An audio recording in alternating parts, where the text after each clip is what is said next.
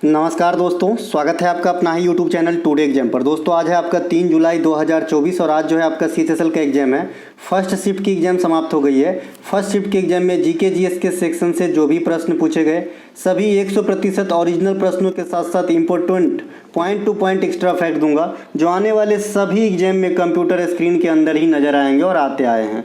दोस्तों अधिकांश क्वेश्चन जो है ये अपने ई बुक से आ रहे हैं, तो आपके ये मोबाइल नंबर है, आप यहाँ से ले सकते हैं, है ना। अब तो परख हो गई होगी कि कहाँ से आते हैं क्वेश्चन, क्या आते हैं। आने को तो देखिए दुनिया में पूरे मटेरियल है, मैं भी कहीं जादूगर नहीं हूँ, लेकिन मैं एक जगह संचित किया हूँ। ये कहते हैं कि भाई यहाँ से क्वेश्चन जो है आपको एक ही जगह एक ही प्लेटफॉर्म पे मिल जाएगी, तो आप ले सकते हैं। ये मोबाइल नंबर है, आप यहाँ से व्हाट्सअप मैसेज के जरिए इसे प्राप्त कर सकते हैं। और फिर बता दूँ कि कहीं से भी बेस्ट रिजल्ट देगा हमारा ये बुक, फिलहाल तो 2-3 साल कम से कम। चलिए शुरू करते हैं आगे। हाँ, समय के साथ कुछ करंट अफेयर की क्वेश्चन बदलेंगे, कम मूल्य के हो जाएंगे, लेकिन बड़े अच्छे से मैंने जो है इसे डिजाइन करा है। एक क्वेश्चन पूछा गया था, जम्मू कश्मीर में विवाह के समय कौन सा नृत्य किया जाता है ना। तो जम्मू कश्मीर में विवाह के समय हफीजा नृत्य किया जाता है। हफीजा है ना, हफीजा है ना। तो हफीजा आपका इसका राइट आंसर हो जाएगा। जम्मू कश्मीर में शादी विवाह के अवसर पे हफीजा नृत्य किया जाता है। अगर आप उत्तराखंड में शादी विवाह के अवसर पे नृत्य को देखेंगे तो छोलिया नृत्य, ये मैंने परसों बताया था, ये आपका मार्शल आर्ट के फॉर्म के जैसा है, लेकिन पूछ दिया जम्मू कश्मीर का, ठीक है। तो ये आपका मार्शल आर्ट फॉर्म का नृत्य है, छोलिया नृत्य। ये उत्तराखंड में होती है और ये शादी विवाह में भी कर लिए जाते हैं। महाराष्ट्र में आप आएंगे तो तमाशा भी कर लेते हैं शादी विवाह में, और जो कोली समुदाय के लोग होते हैं वो कोली नृत्य भी करते हैं अपना शादी विवाह के अंदर। तो यहाँ पे थोड़ा वैरी करता है, तो यहाँ से क्वेश्चन नहीं पूछेगा, ठीक है। तो छोलिया याद रखिएगा आने वाले शिफ्ट के लिए। अब हम देखते हैं जम्मू कश्मीर के कुछ प्रमुख नृत्य और भी राज्यों के प्रमुख नृत्य जो अपने है ना टॉपिक वाइज वाली सेक्शन की पेपर कटिंग है, ठीक है, अपने ही है। असम का आएंगे देवधानी, बिहू 3 बार, बिछुआ, नट पूजा, कली गोपाल, खेल गोपाल, जितने भी गोपाल वाले हैं लगभग यहीं रहते हैं आपके असम के अंदर, है ना।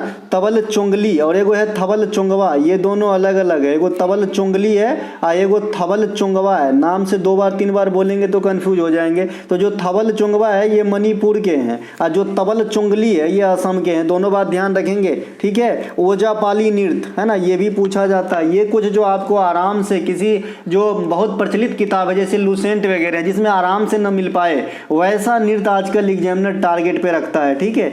लाहो बांग्ला, ये सब जो त्योहार है ये आपके मेघालय में मिलेंगे। नोंगक्रेम, और एक मैंने बताया भाई नोकरेक भी होता है। नोकरेक ये आरक्षित क्षेत्र है ना, ये आपका आरक्षित क्षेत्र है। और नोंगक्रेम जो है ये डांस है, तो दोनों मेघालय के ही है, नोकरेक भी मेघालय के ही है। तो थोड़ा सा है ना प्रोनाउंसिएशन और थोड़ा सा वर्ड की परख रखेंगे। इसके अलावा नागालैंड में आएंगे बांस नृत्य होता है, नागा डांस, कुकी डांस, सुआ लूला डांस और हॉर्नबिल त्योहार यहाँ के काफ़ी फेमस है।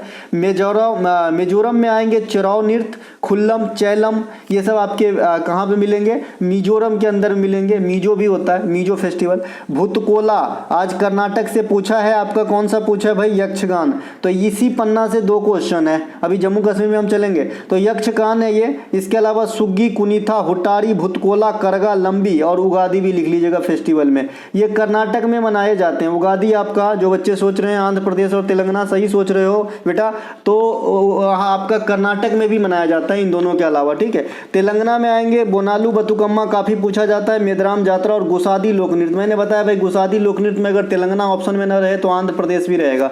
इसके अलावा तमिलनाडु में आएंगे पोंगल हो जाएगा, कोलाट्टम, करगट्टम। यहाँ पे आपका त्रिपुरा से होजागुड़ी, ममिता है ना, ये सब पूछा जाता है।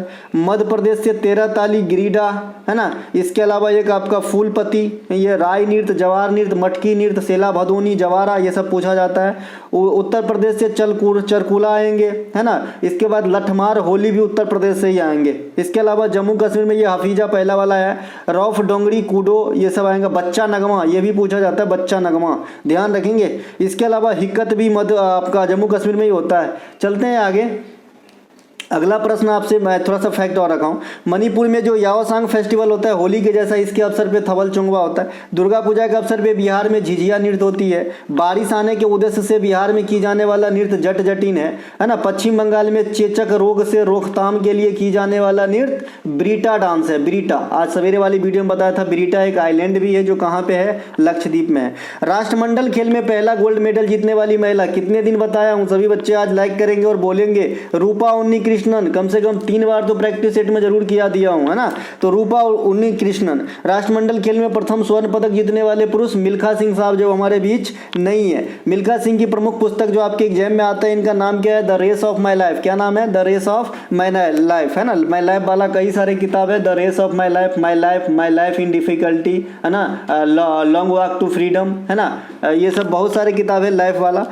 राजीव गांधी खेल रत्न पुरस्कार से सम्मानित कौन है पहले लेडीज? तो कर्णो मल्लेश्वरी। कर्णो मल्लेश्वरी को 1995 में राजीव गांधी खेल रत्न पुरस्कार, जिसका अभी वर्तमान में 2021 में नाम बदल दिया गया, अब इनका नाम मेजर ध्यानचंद खेल रत्न अवार्ड नाम दे दिया गया, है ना। तो ये भी पूछा जाता है कि इसका कब नाम बदला गया, तो 2021 बताइएगा मेजर राजीव गांधी खेल रत्न पुरस्कार का। तो सबसे पहले जो महिला विजय प्राप्त की थी इस पुरस्कार को प्राप्त करने में, वो कर्णो मल्लेश्वरी।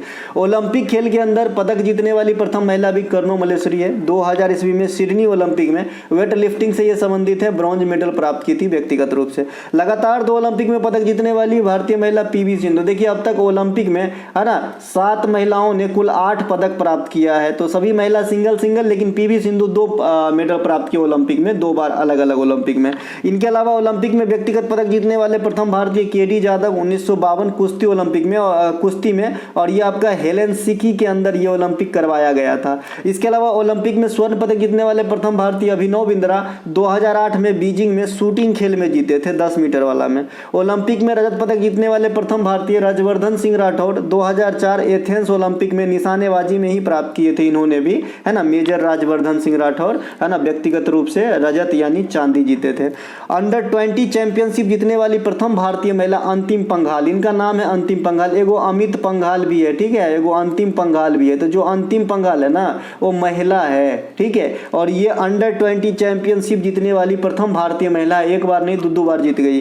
विश्व एथलेटिक्स चैंपियनशिप में गोल्ड जीतने वाले प्रथम भारतीय नीरज चोपड़ा साहब हैं। राष्ट्रमंडल खेल की शुरुआत 1930 हैमिल्टन कनाडा से हुई थी। पहले इस खेल का नाम ब्रिटिश एम्पायर गेम रखा गया था, और ये जो खेल है इसमें वैसे ही देश पार्टिसिपेट करते हैं जो कभी ब्रिटिश राज हैं उनके अधीन रहा हो, लेकिन कुछ इनके अपवाद भी हैं। इनके अलावा सिजदा किस धर्म से संबंधित प्रथा है? ऑप्शन में चाइनीज, पारसी 2 ही दिए हैं बच्चे ने, है ना। उनका नंबर तो सेव नहीं है क्योंकि वो ई बुक वाले में 1 टाइम में है, तो नंबर सेव तो नहीं है, लेकिन व्हाट्सएप पर दिए तो इन्होंने 2 ही नियम दिए हैं, एक ऑप्शन दिए हैं चाइनीज और पारसी।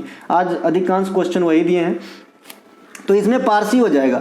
अब जो बच्चे नहीं जानेंगे वो भी मार देंगे पारसी। कैसे? क्योंकि आप जानते हैं कि बलबन ने, है ना, नवरोज त्योहार चलवाया था जो पारसी धर्म का त्योहार है, और बलबन ने ही सिजदा और पैबोज की जो प्रथा है ना, जो है चलवाया था दिल्ली सल्तनत में। तो यहाँ पारसी आंसर होता है। सिजदा और पैबोज जो है ये बलबन के द्वारा चलाया गया था। सल्तनत कालीन शासक बलबन नवरोज जो फारसी त्यौहार है या पारसी त्यौहार, देखिए पारसी को आप ईरानी भी कह सकते हो क्योंकि ईरान को ही पहले पारस कहा जाता था, फारस, इस प्रकार से। इनके अलावा उन्होंने लौह एवं रक्त की नीति अपनाई थी, तो ये बात भी ध्यान रखेंगे। अच्छा, देश के जो प्राचीन नाम है उनसे भी क्वेश्चन आ जाता है, जैसे म्यांमार को श्याम कहते थे पहले, ध्यान रखिएगा। जिम्बाब्वे को दक्षिण रोडेशिया कहा जाता था पहले, है ना। ये सब श्रीलंका को सिलोन कहा जाता था पहले, ये सब ध्यान रखिएगा, थोड़ा बहुत पूछा जाता है आपके एग्जाम में, है ना। इनके अलावा पतेती उत्सव भी पारसी धर्म का है जो कल पूछा गया था। हिंदू धर्म में जो दुर्गा पूजा है, होली है, दिवाली है, ये कब मनाया जाता है? ध्यान रखिएगा, कल 4th शिफ्ट में क्वेश्चन आया था, है ना। तो हिंदू धर्म में दुर्गा पूजा आश्विन में, एगो दुर्गा पूजा मैंने बताया कि चैत में भी होता है, 2 बार होता है।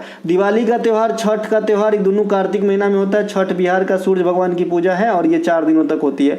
होली का त्यौहार फागुन महीना में, अंतिम हिंदू महीना में होता है। रामनवमी का त्यौहार चैत महीने में होते हैं। लोसार त्यौहार चंद्र कैलेंडर के अनुसार प्रथम महीना में प्रथम दिन मनाया जाता है, तिब्बती चंद्र कैलेंडर के अनुसार लोसार। और लोसार जो है 1 से अधिक स्टेट में होता है, लद्दाख में, हिमाचल प्रदेश में और अरुणाचल प्रदेश में। इसके अलावा लोसांग जिसे नामसूंग महोत्सव कहते हैं, ये तिब्बती चंद्र कैलेंडर के अनुसार 10वें महीने के 18वें दिन में मनाया जाता है। ये सिक्किम का त्यौहार है लोसांग, है ना। इसके अलावा 25 दिसंबर को प्रतिवर्ष ईसा मसीह के जन्मदिन सेलिब्रेट करते हैं।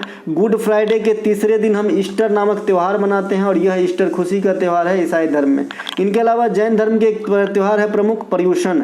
निम्नलिखित में से साक्षरता का मानक क्या है? अब साक्षरता किस स्टैंडर्ड बेस पे आप साक्षर घोषित करते हो किसी आदमी को, तो वहां पे कथन दिया गया होगा जो भाई कम से कम अमुक चीज तक पढ़ पाए, है ना, जो कम से कम एक लेटर वगैरह या फिर जो साधारण चीज़ है वो पढ़ पाए, बोल पाए, सुन के समझ पाए। तो साक्षरता के कई सारे मानक हैं। अब डिपेंड करता है कि वहाँ पे कौन सा ऑप्शन छांटने योग्य था, उससे क्वेश्चन बन जाएगा, क्योंकि एक आंसर नहीं देगा ये।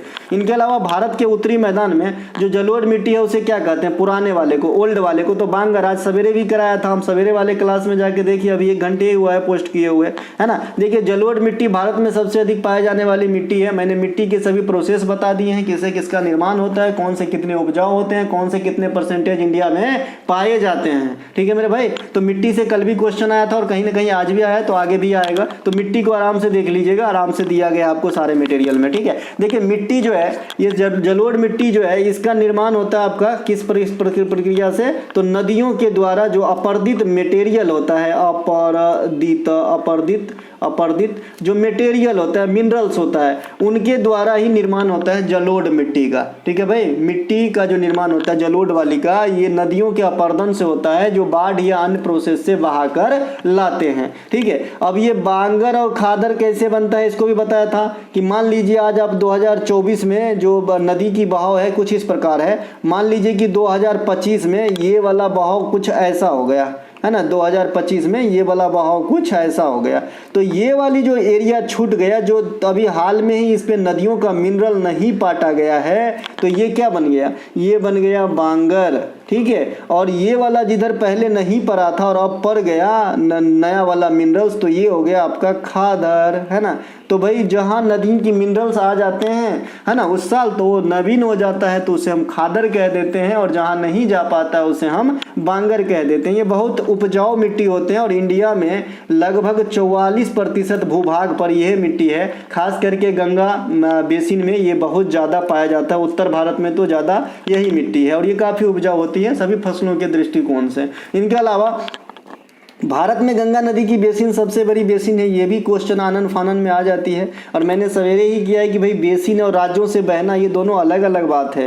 काली मिट्टी का निर्माण कैसे होता है, ज्वालामुखी क्रिया से होता है, बता दिए हैं ज्वालामुखी क्रिया से कैसे होता है ना। मान लीजिए ये पृथ्वी है, ये नीचे जो है द्रवीभूत मैग्मा रहता है, जब ज्वालामुखी फूटती है तो यहाँ से आपका यही मैग्मा बाहर निकलता है, तो यहाँ पर ये आके लावा कहलाता है। यही लावा जब जमता है तो चट्टानी रूप धारण कर लेता है, और यही चट्टान की जब क्षरण होती है तो आपकी काली मिट्टी की निर्माण होती है। तो ये काली मिट्टी की प्रोसेस है, ये 16% और इंडिया में तीसरे सबसे अधिक पाए जाने वाली मिट्टी है। इसे कपासी मिट्टी या रेगूर मिट्टी भी कहते हैं। ठीक है, कपासी मिट्टी या रेगूर मिट्टी भी कहते हैं। अभी आपने सुना होगा करेबा, करेबा एग्जाम में आया था, करेबा, है ना, ये आपका कश्मीरी हिमालय का जो है क्षेत्र में पाया जाता है, करेबा पहाड़ी इलाकों में, जहाँ पे आपकी केसर वगैरह की खेती हो जाती है। ठीक है, तो यहाँ पे काली मिट्टी को याद रखेंगे, इसमें कपास की खेती अच्छी होगी, और ये इंडिया का 3rd लार्जेस्ट पाए जाने वाली मिट्टियों में से है। देखिए कपास की सबसे पहले मिल महाराष्ट्र में सफल टाइप से लगाया गया था, लेकिन मिल लगाने की प्रक्रिया पहले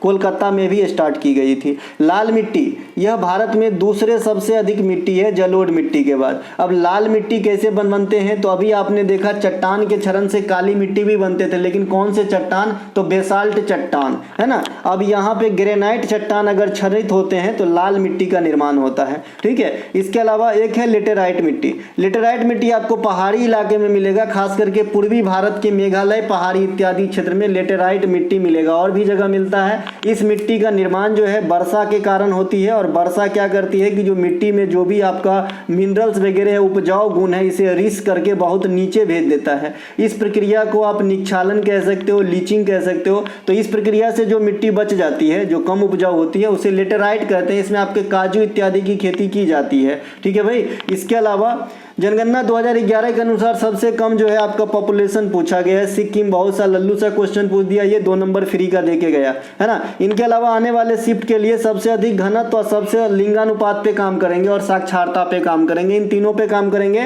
तो सबसे अधिक साक्षरता केरल का 94% है ना। और केरल में भी कौन सा जिला सबसे अधिक साक्षरता है, तो कोट्टायम जिला सबसे अधिक साक्षरता है। 97.6% जो है वहाँ का साक्षरता रखा गया था, है ना, केरल के कोट्टायम जिला का, और पूरा केरल का 94%। इसके अलावा बिहार की सबसे कम साक्षरता याद रख लेंगे 61.6%, ये ध्यान रख लेंगे, है ना। इनके अलावा जो सबसे जो जनघनत्व सबसे अधिक है ये बिहार का है, दूसरे स्थान पे पश्चिम बंगाल है, और सबसे कम जनघनत्व जो है ये आपका अरुणाचल प्रदेश का है। इन्हें भी ध्यान रख लेंगे। लिंगानुपात की बात करेंगे, राज्यों में सबसे अधिक केरल का है, और जो आपका राज्यों में सबसे कम है ये हरियाणा का है। और केंद्र शासित प्रदेश में लिंगानुपात की बात कर लेंगे, यूटी तो सबसे ज़्यादा पुदुचेरी का है। तो ये कुछ एक बातें जो आपके सामने ग्राफ है, 1 सेकेंड के लिए स्क्रीनशॉट ले लीजिए, आप आराम से देख लीजिए। यहाँ से क्वेश्चन अगले वाले शिफ्ट में मुझे लग रहा है फिक्स है। ठीक है भाई, ये ध्यान रखेंगे। लिंगानुपात और जनघनत्व से क्वेश्चन। लिटरेसी रेट इंडिया का 74.04, 82-14 मेल का और 65-46 पुरुष का, सॉरी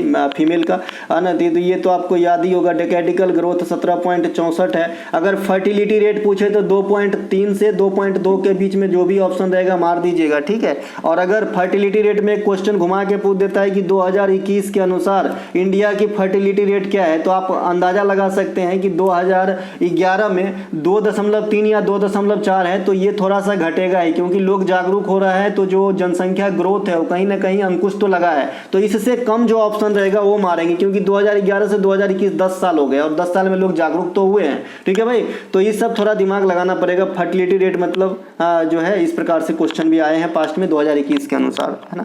इसके अलावा देश में सबसे अधिक जनसंख्या उत्तर प्रदेश का, दूसरा स्थान महाराष्ट्र का है, तीसरा स्थान जो है तीसरे स्थान पे बिहार होगा भाई जनसंख्या के मामले में जी। इसके अलावा महाराष्ट्र में सबसे बड़ी शहरी जनसंख्या निवास करते हैं, लेकिन जो उत्तर प्रदेश में है सबसे अधिक ग्रामीण जनसंख्या तो है, परंतु जो अगर प्रतिशत के हिसाब से आप ग्रामीण जनसंख्या खोजेंगे कि सबसे ज़्यादा किस राज्य में है, तो हिमाचल प्रदेश में। हिमाचल प्रदेश का वो नृत्य काफ़ी पूछा जाता है, नाटी नृत्य, पता नहीं काली जवान अगले शिफ्ट में यही नाटी नृत्य आपको देखने को मिले। इसके अलावा अरुणाचल प्रदेश में सबसे कम जनघनत्व, बिहार अरुणाचल प्रदेश में सबसे जनघनत्व कम और बिहार के सबसे अधिक जनघनत्व। सबसे अधिक साक्षर जिला इंडिया के मिजोरम के शेरछाप है, और केरल में पूछेगा तो कोट्टायम है। भारत का सबसे कम साक्षर जिला अलीराजपुर, ये कहाँ पे है, मध्य प्रदेश के अंदर है, और यहाँ पे आपने साक्षरता को फिर से लिखा देखा है। इसके अलावा एक प्रश्न पूछा गया था कि डीएनए में विट्रो में पॉलीमरेज को अलग किसने किया था। अब यही क्वेश्चन था, सिर्फ इतना लिखा है इन्होंने डीएनए और आगे ये पॉलीमरेज लिखा है, तो इससे एक क्वेश्चन बनता है कि इसको अलग किसने किया था। ठीक है भाई, तो बताइएगा, मैं इसे जोड़ के बनाया हूँ क्वेश्चन, आप लोग बताइएगा कि यही था या फिर कुछ अलग था। तो अगर ये क्वेश्चन है तो आर्थन कोनबर्ग आंसर होगा, और ये पूरी लाइन मैं वहीं से कॉपी किया हूं जो मैं पढ़ाया हूं। ठीक है, रेलवे वाली क्लास में पढ़ाया हूं, रेलवे वाले क्लास में। अभी 10 क्लास हुआ है, ज़्यादा नहीं खंगालना पड़ेगा, आप लोग मुझे एक एक बात की वेरीफाई कर लेंगे। ठीक है, डीएनए की खोज सबसे पहले फ्रेडरिक 1869 में किया था।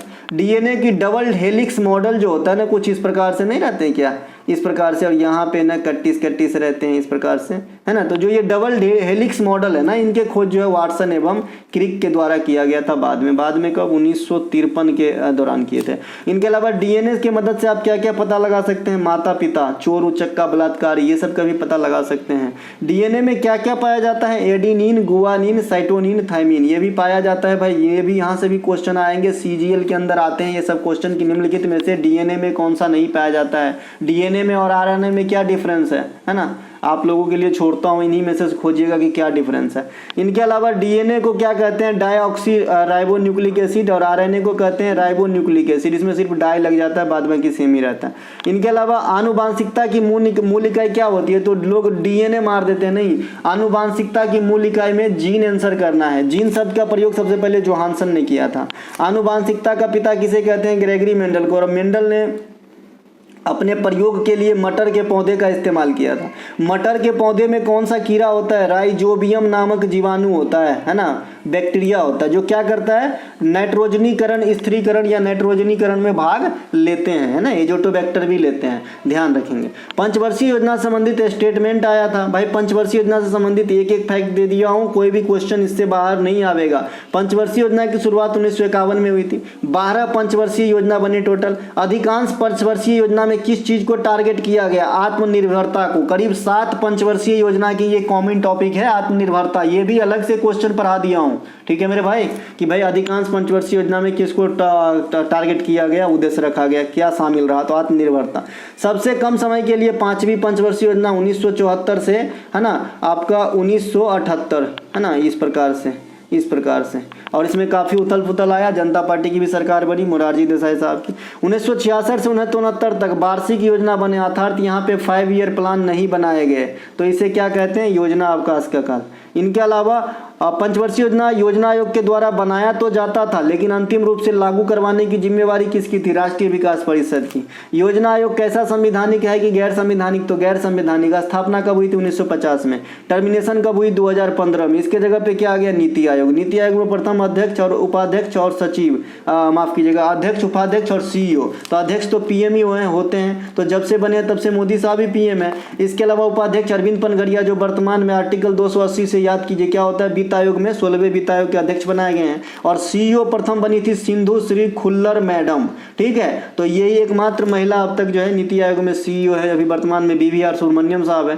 प्रथम पंचवर्षीय योजना हेराल्ड डोमार के मॉडल पे कृषि पे ज्यादा बल दिया गया। दूसरा पीसी महालनोबिस पे, है ना। पहले का 1951 से 56 ईस्वी था, और दूसरे का जो है आपका 56 से 61 हो जाएगा, तीसरे का 61 से 66 हो जाएगा, चौथे का 1969 से 74 हो जाएगा, पांचवें का 74 से आपका 78 हो जाएगा, छठे का 80 से 85 हो जाएगा, है ना। तो ये आप जो 85 से फिर 90 हो जाएगा, फिर 2 साल के लिए गैप होगा, है ना। 90, 91 और 92 में फिर कुछ नहीं, फिर 92 से 97 हो जाएगा, फिर 97 से 2002 होगा। तो ऐसे याद रखने में ज़्यादा जंजाल नहीं है भाई, ज़्यादा जंजाल नहीं है रे। कैसे याद रखेंगे? तो ये जो 3 साल की गैप है पहले उसे पकड़ लो। फिर पंचवर्षीय योजना की कुल आपको याद होना चाहिए 74 से 78 ही लिखना है 5वीं वाले में, और छठा में फिर क्या गैप करना है आपको? 91 और 92 को गैप कर देना है, बाद बाकी 5-5 साल जोड़ते जाओ जी, काम इजी हो जाएगा। देखिए, तो पहला था हेराल्ड डोमार पे, दूसरा पीसी महालनोबिस पे, तीसरा गाडगिल फार्मूला, इसे चक्रवर्ती मॉडल भी कहते हैं। इनके अलावा यक्षगान नृत्य किस राज्य से? एकदम छोटा सा क्वेश्चन, कर्नाटक से है। कर्नाटक का भी आपने ऊपर देखा था, बीरगासे, भूतकोला, कंबाला, है ना, सुग्गी, कुनी, थाकरगा, है ना। कर्नाटक में नववर्ष, उगादी तेलंगाना आंध्र प्रदेश में मनाते हैं। सिलिकॉन वैली कर्नाटक के बेंगलुरु में स्थित है। कुचिपुड़ी नृत्य यक्षगान, है ना, कुचिपुड़ी नृत्य से जो है कुचिपुड़ी नृत्य जो है यक्षगान से प्रेरित है, इस प्रकार से लिखना चाह रहा था। हाँ, सही लिखा है। ओणम का जो त्यौहार है वो 10 दिनों तक चलती है केरल के अंदर। इसी में आपका स्नेक बोट रेस आयोजित किया जाता है। इसमें भगवान महाबली और भगवान विष्णु की पूजा की जाती है। फसली त्यौहार है। केरल के अन्य प्रमुख त्यौहार में आएंगे त्रिशूर पूरम, बीसू, अट्टुकल, पोंगल इत्यादि मनाए जाते हैं। 42वां संविधान संशोधन से कितने मौलिक कर्तव्य को जोड़ा गया था? 2 दिन से ये घूम रहे एग्जाम में, मैंने आपको अलग से टॉपिक बैच में मौलिक कर्तव्य, fundamental duties, fundamental right, DPSP, है ना, और ग्राम पंचायत नगर पालिका को बना के दे दिया हूँ, क्योंकि मुझे पता है ये जो है यूनिवर्सल टॉपिक है, जो कभी भी आपको एग्जाम पीछा नहीं छोड़ेगा, ठीक है। 3 से 4 पन्ने में बनाया हूँ। अगर एक भी क्वेश्चन उससे बाहर इससे आ जाता है तो हमको बता देना भाई, है ना, मैं और भी सुधार करूंगा, है ना। अब तक तो ऐसा हुआ नहीं है, ठीक है। 42वां संविधान संशोधन कितने मौलिक कर्तव्य जोड़े गए थे? 10। लेकिन सुझाए कितने थे ये भी याद रखने को बोला था, और ये भी पूछ दिया था 8 गो, ठीक है। 8 गो सुझाया था स्वर्ण सिंह समिति ने, है ना, लेकिन इंदिरा गांधी की सरकार ने 10 गो लगवाया था आपका मौलिक कर्तव्य। कब लगा था? 76 में, 42वां अमेंडमेंट के द्वारा। स्वर्ण समिति के द्वारा 8 प्रकार के। 11वां मौलिक कर्तव्य कब आया? 86वां संविधान संशोधन 2002 में। उसी साल एगो मौलिक अधिकार भी ऐड हुआ, 21 का, ये जो शिक्षा से ही संबंधित है, लेकिन वहाँ पे बच्चों का अधिकार है मौलिक वाला, और यहाँ पे पेरेंट्स का मौलिक कर्तव्य है। ये 11 मौलिक कर्तव्य हमसे आप 11 करोड़ बार पढ़े होंगे। तो हम चलते हैं आगे। कल के 4th शिफ्ट में आपका 51 के 1 का ई पूछा गया था, ई वाला, ठीक है। तो यहाँ 11 को थोड़ा बहुत ध्यान लेंगे। 11 को भी याद रखने में मैंने क्या ट्रिक बताया है? पहला तो बिल्कुल याद नहीं रखना है। कैसे याद नहीं रखना है? क्योंकि भाई राष्ट्रीय गान, राष्ट्रीय गीत की समान हमारा फर्स्ट प्रायोरिटी है, तो भाई यहाँ पे पहला याद हो गया। अंतिम भी याद नहीं रखना है, क्योंकि पता है सबसे लास्ट में मौलिक कर्तव्य 2002 में 86वां संविधान संशोधन शिक्षा वाला आया, तो ये भी याद नहीं रखना है। तो दुगो का पत्ता तो ऐसे ही कट हो गया।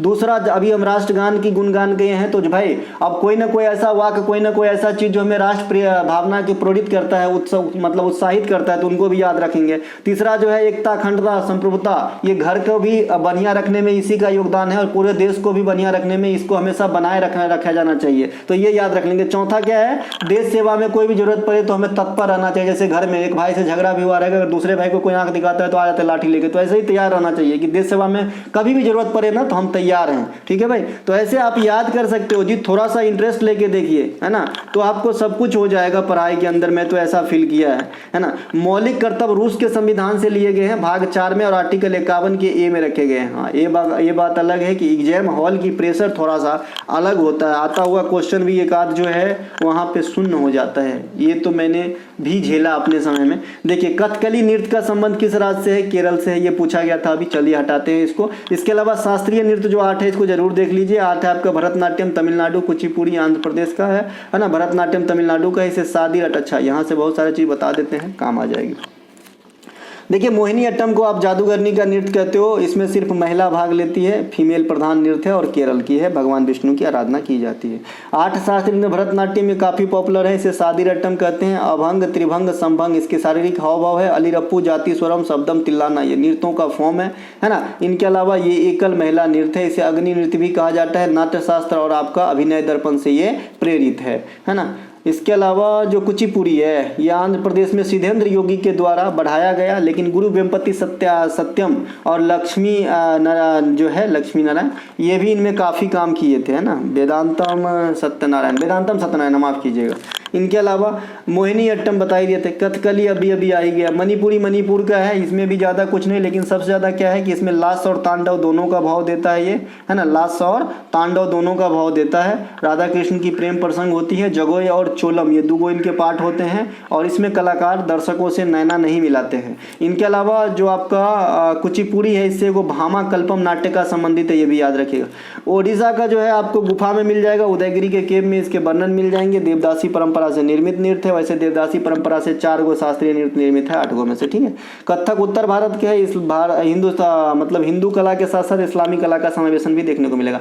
संगीत के क्षेत्र में सबसे पहले भारत रत्न 1998 में एम सुब्बालक्ष्मी मैडम को दिया गया था। इसके अलावा देखिए एक प्रश्न आया है कथन के रूप में आया है कि निम्नलिखित में से कौन सा कथन गलत है या सही है, लेकिन बच्चा ने एगो कथन पूरा लिखा है कि मानसून की शुरुआत दक्षिण भारत से होती है या उत्तर भारत से, है ना। तो इन्होंने कथन में लिखा है कि भाई मानसून की शुरुआत दक्षिण भारत से होती है। तो आपको पता है कि केरल में जून के प्रथम सप्ताह में, है ना, 5 जून तक जो है मानसून आ जाता है, जिसे मानसून प्रफुष्टन का काल भी कहा जाता है। तो ये एकदम सही है। दूसरा इन्होंने लिखा है कि भारत में मध्य एशिया में ठंडा, ऐसा कुछ लिखा है आगे। अब अंग्रेजी में लिखे हैं, भी टूटे टूटे में लिखे हैं, तो मैं जोड़ नहीं पाया इस चीज को, ठीक है। तो ठंडा जो है ना, ठंडा और गर्म जो दुनिया में पड़ता है उसमें कई सारे फैक्टर। एक तो जल राशि फैक्टर होती है ठंडा पड़ने की, जल राशि भी फैक्टर होती है। अगर आप नदी के किनारे रहते हैं, समुद्र के किनारे रहते हैं तो आप ज़्यादा कूल रहते होंगे, है ना। तो जल राशि भी फैक्टर होता है। अगर इस बात के अनुमान आपको लगाना हो तो जब आप ट्रेन वगैरह से सफ़र करते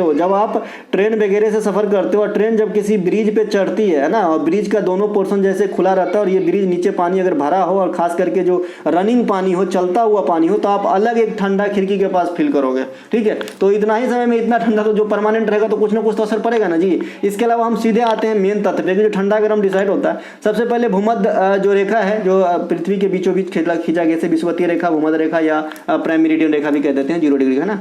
तो ये जो है भूमध्य रेखा, यहाँ के जो आसपास वाली जितने भी कंट्री होंगे यहाँ पे ज़्यादा गर्मी पड़ती होगी, यहाँ पे ज़्यादा गर्मी पड़ती होगी। क्यों होता है ऐसा? क्योंकि सूर्य जो है यहाँ पे लंबवत 2 बार चमकता है, अन्य जगह पे एक ही बार चमकता है, ठीक है। क्योंकि एक बार जाने में और एक बार आने में, तो 2 बार चमकता है, ठीक है। अब ये वाला है आर्कटिक क्षेत्र, ये है अंटार्कटिक क्षेत्र। और आर्कटिक और अंटार्कटिक से अपना क्या क्वेश्चन बनता है, अनुसंधान केंद्र को लेकर बता दिए थे। जो उत्तरी वाले में है वहाँ हिमाद्री है, यहाँ पे मैत्री भी है, दक्षिण गंगोत्री भी है ना, इधर वाला दक्षिण वाला में, ठीक है। तो जो भी भूमध्य रेखा के आसपास जितने करीब होगा उतना ज़्यादा गर्म होगा, जो जितना दूर होगा उतना ज़्यादा ठंडा होगा। तो ये डिपेंड करता है कि कैसा था ये आपका ये वाला भूमध्य रेखा पे जो है जो देश है, यहाँ पे आप देख रहे हैं। एक क्वेश्चन MFI से आया है, जो माइक्रो फाइनेंस जो कंपनियां होती हैं उनसे।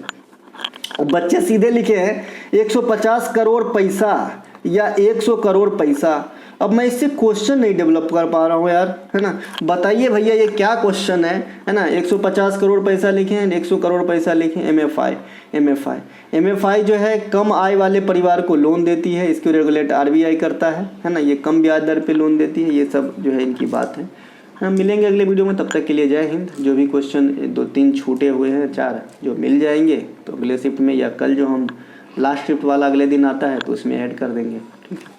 तो पूरे ईमानदारी से पढ़ा रहा हूँ, आप भी पूरे ईमानदारी से सीखिए। अगर आपको कोई सा भी कंटेंट चाहिए टुडे एग्जाम का जो है, तो नीचे लिंक दिया गया है, आप लिंक क्लिक करके व्हाट्सएप मैसेज जरिए प्राप्त कर सकते हैं। मिलेंगे अगले वीडियो में, तब तक के लिए जय हिंद।